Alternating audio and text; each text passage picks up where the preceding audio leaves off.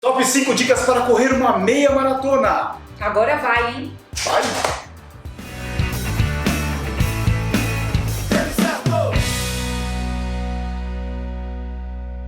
Eu sou o Eduardo Suzuki. E eu sou a Valeri Mello. E hoje nós temos um convidado especial. Muito especial. Quem é? Quem é o especial? Quem é? Rodrigo Lobo! O nosso treinador. Querido. E hoje nós vamos falar sobre 5 dicas para correr uma meia maratona. Sim. Meia maratona é uma distância que a galera curte e tem muita gente querendo correr essa distância pela primeira vez. E também tem gente querendo melhorar, né? Melhorar o tempo na meia maratona. Vamos falar sobre isso, Val? Vamos lá. É a queridinha das mulheres, inclusive. Acho que é a distância que as mulheres mais gostam. Percentualmente, a gente tem visto em provas a participação de mulheres em meia maratona bem mais do que ou em maratona do que em provas menores também. Legal. A gente vai fazer um ping-pong aqui. O Rodrigo vai dar 5 dicas e a Val, como corredora performance, vai dar 5 dicas dela pra correr a meia maratona e eu vou ficar só aqui observando, mas eu vou dar os meus pitacos também, tá? Vamos começar da dica número 5, mas fique aí até o final do vídeo pra você ouvir a dica número 1 deles. Vamos lá, dica número 5. Qual que é, Rodrigo, a sua dica? Meia maratona não é uma distância que a gente consegue negligenciar, então se não treinar pra valer, tiver regularidade e principalmente os treinos complementares de força, nesse caso especificamente, vai sofrer porque a subida de volume ela é significativamente alta,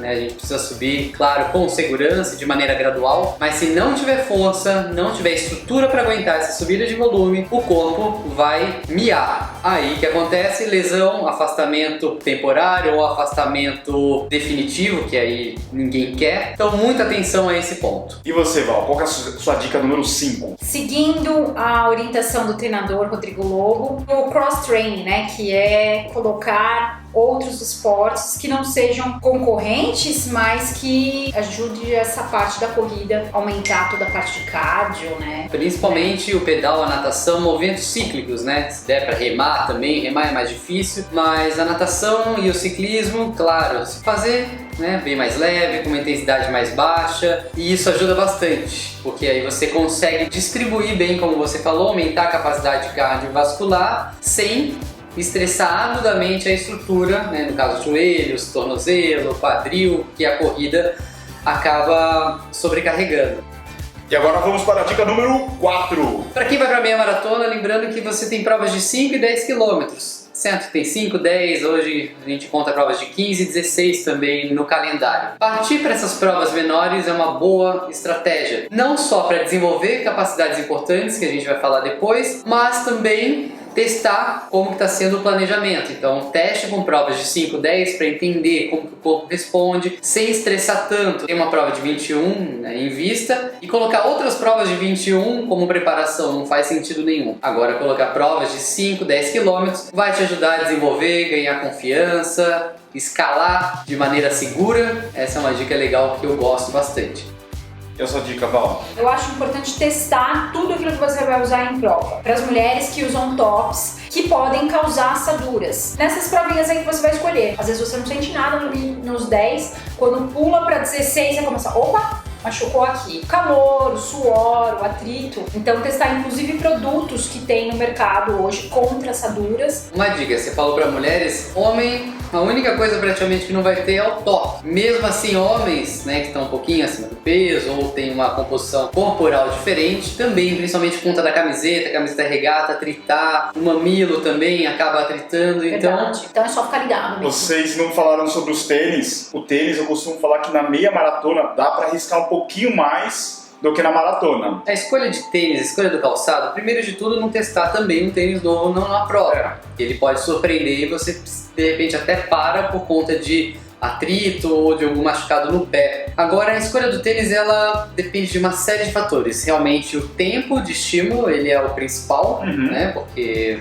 a estrutura, ela precisa receber esse choque. Só que, além disso, depende muito da característica do atleta, né? Tanto a questão do peso, composição corporal, um atleta mais leve, bem mais leve, né? Que não tem praticamente nada de peso para levar. E não só isso, depende da característica da corrida do atleta. Então, né, por mais que você seja leve, mas você ainda não tem experiência, tem uma pisada mais de médio pé ou calcanhar, de fato um tênis um pouco mais estruturado, sim. É que numa meia maratona a gente pega, né, tem em torno de 2 horas para baixo ou para cima para realizar a prova, então tem que tomar cuidado, mas se você já tiver mais experiência, vai fazer um tempo mais baixo, em torno de 1h30, né, já tem um bom desempenho, você consegue sim, pelo menor tempo de estímulo, para que vai levar peso a mais, né?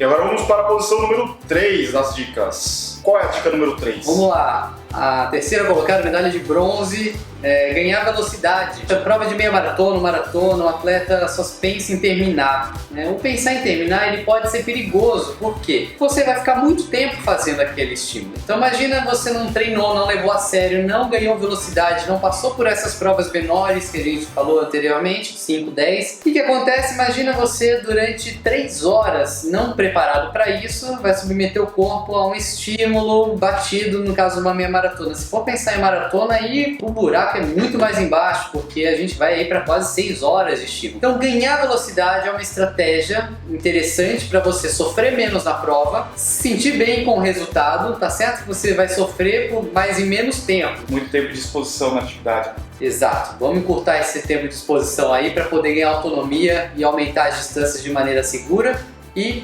feliz com o resultado no final. Você, Val, number 3. Quase complementando o que o Rodrigo falou, mas assim, escolher provas desafiadoras para bater um recorde pessoal, um bom percurso. Um bom percurso não tem subida, tem algumas provas que você não vai encontrar subidas. Então Curitiba não dá, São Paulo... Não, eu fiz o meu RP em 2029 na SP City. Então, assim, depende. Tem subida. Tem subida. Se você treinar com aquele objetivo, né, que tem que ser abaixo de 4,15 para poder fazer o 2029, só que eu treinava na Estrada Velha e tem sobe e desce. Então, aí, se você treinar o ritmo cardíaco bem, isso tudo vai depender do teu estímulo. Foi o que o Rodrigo fez. O treinamento que ele colocou foi o ritmo com variação para na hora eu não sofrer.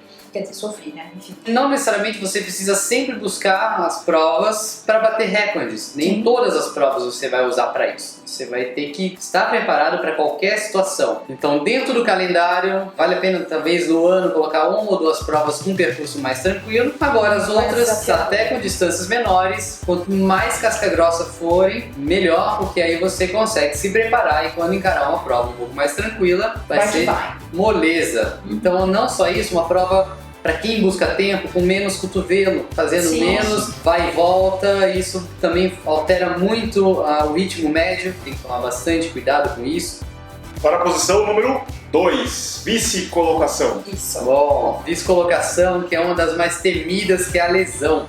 Como a gente falou ali no treino complementar de força para também evitar lesão, a gente está falando de meia maratona, e meia maratona já requer, como eu falei, muito cuidado. E esse cuidado, não só o treino complementar de força, a gente sabe que um dos principais indicadores diretos de lesão é o erro de treinamento. Um bom planejamento com subida gradual de volume, né, até você atingir de fato volume semanal seguro e o volume pico também. Você vai fazer uma meia maratona, você não tem tanta experiência, cuidado, não precisa fazer várias meias maratonas antes para se sentir confiante para fazer a meia maratona. Não faz sentido.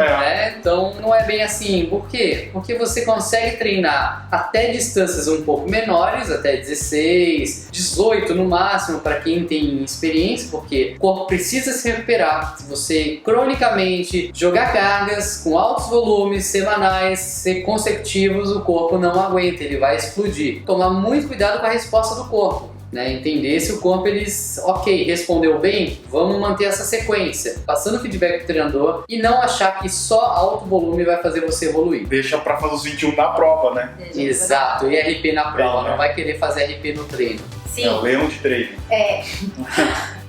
Essa dica não é muito complementar, mas enfim, para quem tem família, mulheres e homens que têm filho, filha, esposa, namorada, enfim, programar a sua prova de 21 com a família, porque é muito legal. Às vezes você faz uma prova fora, é muito gostoso você ter a sua família esperando no final, né? Então isso pode ser um estímulo, pode fazer daquela prova a sua prova, né? Então ter a tua família esperando lá no fim pode mudar tudo. E agora vamos pra dica de ouro, a dica número 1. Caprichem, hein? Qual que é a dica número 1, Rodrigo? Bom, a campeã, se você vai treinar para meia maratona, você tem que treinar para meia maratona. Olha! Nossa!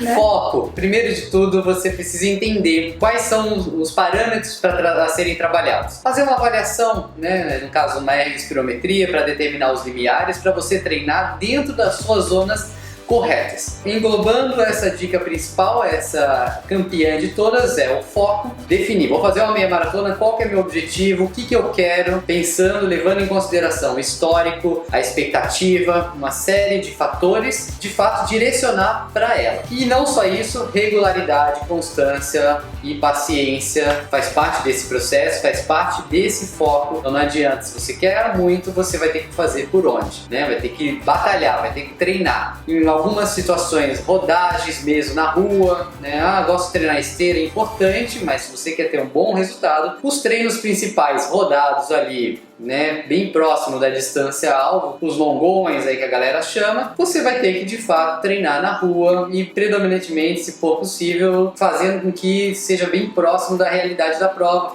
com altimetria, nas condições específicas. Quantas semanas geralmente leva para uma pessoa se preparar para a prova-alvo, sendo, no caso, a meia maratona? Bom, um atleta iniciante, tendo o pré-requisito de ter subida de 5 para 10 km para chegar no 21, 12 a 16 semanas, são semanas interessantes aí para o corpo se adaptar a essa subida de volume, a esses estímulos específicos. Agora um atleta experiente, que já tem anos e anos de bagagem, passou por bons ciclos, tem bons resultados, já corre bem, está dentro do peso, treinando com regularidade. Um ciclo aí de 6, 8 semanas, saindo da prova dele, seja de uma maratona ou dos 10 que ele estava treinando, ele já consegue migrar rapidamente para uma distância como a meia, não é um bicho de 7 cabeças aí.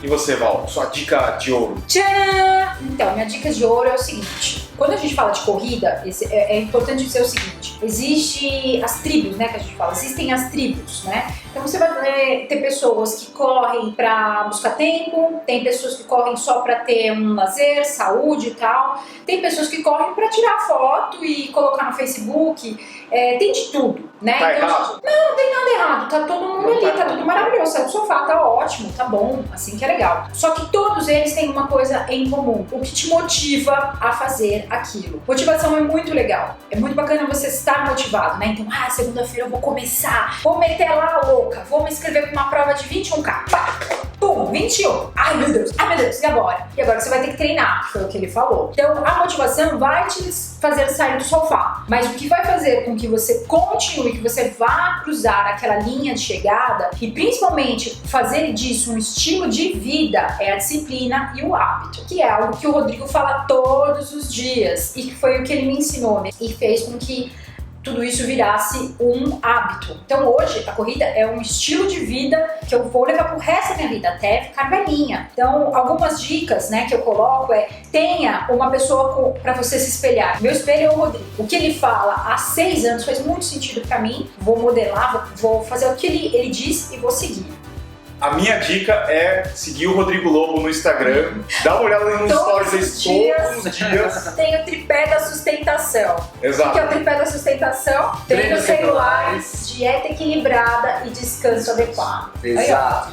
Galera, não tem jeito, não tem fórmula mágica, a galera costuma olhar sempre a ponta do iceberg, esquece que tem uma imensidão embaixo do mar segurando aquela pontinha. Então, não tem jeito, não tem mistério, não queira copiar ninguém, use como referência, faça a sua parte, faça bem feito. Vamos fazer o seguinte, quando a pessoa correr a próxima meia maratona, termina a prova, tira uma foto lá com a sua medalha e coloca a hashtag tripé da sustentação. Tripé da sustentação.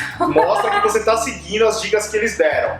Legal, pessoal. Muito bom. Então é isso, pessoal. Eu vou deixar todas as informações do Rodrigo, sigam ele lá no Instagram. Vai estar tudo aqui na descrição desse vídeo. Rodrigo, muito obrigado aí pela participação, foi muito legal. Vamos gravar mais vídeo. Obrigada, coach. Show. Então é isso, pessoal. Aproveitem as dicas deles e vamos correr uma meia maratona. Vamos! Então é isso, nos vemos na próxima. Valeu! Tchau! Um abraço!